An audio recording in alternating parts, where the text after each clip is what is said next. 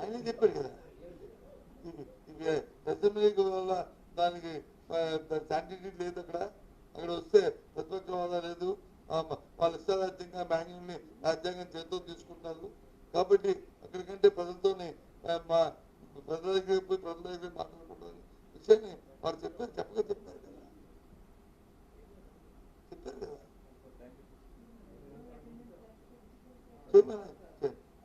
ఎవరు మీరంటున్నారా స్పీకర్ అంటున్నారా? ఏమని చెప్పు ఎవరు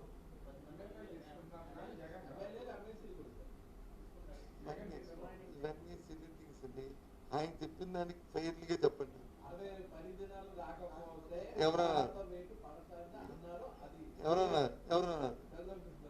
అన్నాడు క్లారిటీ బీ క్లారిటీ ఏమన్నా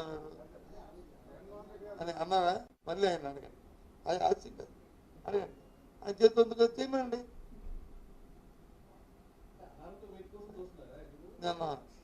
మళ్ళీ చాలా డ్యామేజ్. ఐఎమ్ సారీ, చాలా డ్యామేజ్. మీరే అన్నారా? ఒక బాధ్యత వ్యక్తి మాట్లాడినప్పుడు ఆ బాధ్యత నిర్వర్తించాలి. నిర్వర్తించాలి కదా.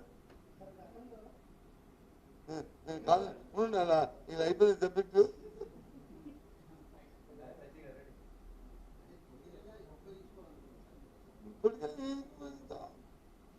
పొడికలు ఎందుకు ఉపయోగిస్తావు? నేను మళ్ళీ ఏం చేస్తే మళ్ళీ పొడికలు సరదా అయినాను. దేనికి ఉపయోగిస్తా? మీరే అంటున్నారు కదా.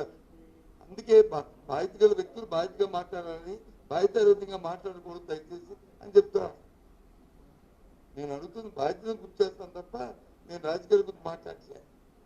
నేను రాజకీయాల గురించి మాట్లాడకూడదు.